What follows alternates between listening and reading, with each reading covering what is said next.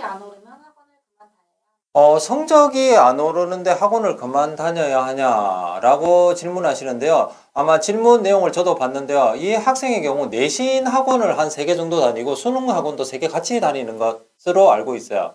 자, 이런 경우에 좀 생각해 볼게요. 자, 학원 갔다가 집에 왔다가 다시 학원 갔다가 집에 왔다가 아니면 학원에서 학원으로 갔다가 다시 학원에서 학원으로 갔다가 그리고 어떻게 집에 와서 쉴 시간도 없이 바로 취침하고 그러겠죠. 학습에서 가장 중요한 게 2가지가 있습니다. 물론 수업 시간도 중요하지만요. 예습과 복습인데요. 어찌 보면 이 학생은 지금 현재 예습 또는 수업만 이루어지고 있고 복습이 전혀 이루어질 시간이 없다는 거죠.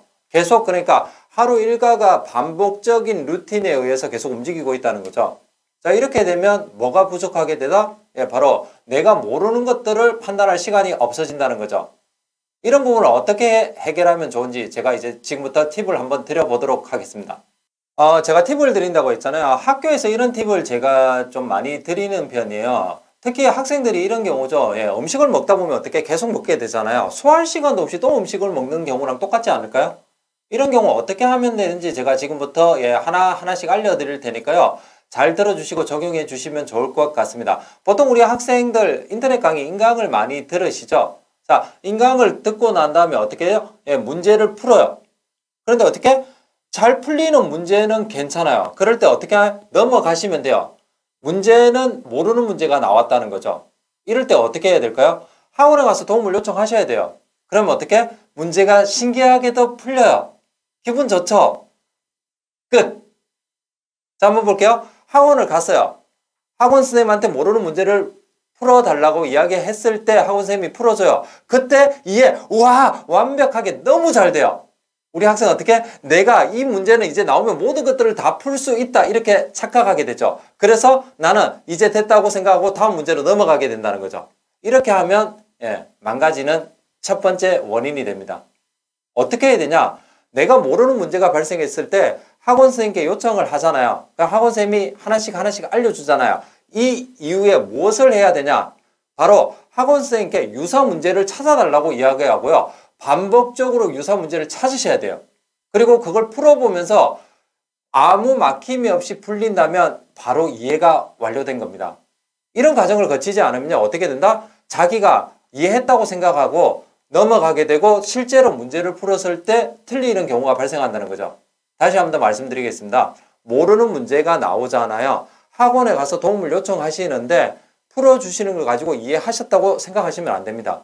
유사 문제를 찾아달라 그러고요. 그 유사 문제를 똑같이 풀어보셔야 되는데 거기서도 막힘이 없이 나와야 된다는 겁니다. 이런 부분 꼭 명심해 주셔야 되고요. 특히 한 가지 더 추천드리는 건 2번째 추천입니다. 집에 가셔서 본인이 유사 문제를 찾아보세요. 그 유사 문제를 찾으면서 본인의 능력을 또 향상시킬 수 있으니까요. 그리고 그 유사 문제를 똑같이 풀어보세요. 그래도 막힘이 없다. 그때 바로 완벽하게 이해한 겁니다. 그리고 나서 다시 인강을 들으시면서 접근하시면 아마 좋은 공부 습관을 기를 수 있지 않을까 생각하는데요. 여기서도 문제는 뭐다? 학원을 너무 많이 돌리다 보면 이렇게 풀 시간이 없다는 거죠. 오히려 지금 현재 어느 부분에 집중해야 되는지 내가 좀 더 패턴을 좀 분석해 보시면 좋을 것 같습니다. 자, 그리고 마지막으로 이제 이 공부 습관에 대해서 다른 질문을 하시는 분들이 많으세요. 학원을 다닐까요? 아니면 과외를 받을까요? 라고 질문을 하시는 분이 되게 많으신데요. 특히 학원에서 가장 조심해야 될 부분이 야, 너 이것도 못 풀어? 야, 너 이 정도면 월반 못 시켜줘. 라는 학원이 있죠. 너무 우리 아이가 맞지 않는다면요. 그 학원을 끊고 다른 학원을 찾아주시기 바랍니다. 그리고 2번째, 혹시 내신에 집중해야 되는데 어떤 학원을 선택할까요? 라고 질문하시는 분이 계신데요. 수도권에 계시면요. 우리 아이 학교만 전담으로 하는 학원이 있을 겁니다. 그 학원을 정보를 통해서 찾아보세요. 그렇다고 해서 이런 경우가 있죠. 국어학원은 A, 수학학원은 B, 영어학원은 C. 우리 아이가 너무 힘들어요. 아이와 항상 대화를 하시면서 한 가지 알아야 될 부분이 있어요. 자, 수업에서 어떤 일하고 이야기했을 때 학생들이 대부분 다 이야기하는 거 있어요. 괜찮아요. 선생님 너무 좋으세요. 라고 이야기하는데 문제는 성적이 안 오른다. 이런 부분이겠죠. 교사와의 유대 관계는 좋을지는 모르겠는데요. 문제 푸는 유형이나 우리 아이가 부족한 부분을 제대로 맥락을 못 짚어주는 경우도 있으니까요. 가볍게 학원을 좀 바꾸셨다가 다시 한번 더 돌아오는 전략도 한번 써보시는데요. 이것은 아마 고등학교 1학년 때 아마 전략으로 좀 적합하지 않을까, 아니면 2학년 때 초반에 이렇게 한번 써보시고요. 3학년 정도 되면 일단 믿고 따라가셔야 됩니다. 이 부분 알아주시면 좋을 것 같습니다. 또 동시에 이런 질문들을 많이 하세요. 학원 갔는데 선생님들이 잘 안 알려줘요. 그럼 하나 여쭤볼게요. 모르니까 학원을 가는 게 아닐까요? 다 알면 학원을 갈 필요는 없겠죠. 물론 수학의 경우에는 알고 있어도 간다고 얘기하더라고요. 심지어는 어떤 아이, 제가 지금까지 컨설팅 한 아이가 좋은 지금 대학교에 진학은 했는데요. 정말 수학을 1년 동안 풀면서요. 모르는 문제가 딱 2문제 나왔대요.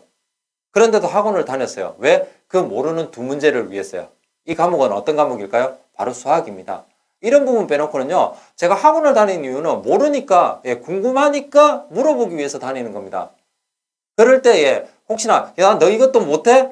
야, 이거 난 지금 시간 없어서 못 알려줘. 그러면 과감하게 학원도 한번 바꿔보시는 걸 추천드리겠습니다. 나머지 부족한 부분은 저희 빅토리 입시랩에서 도움을 드리도록 하겠습니다.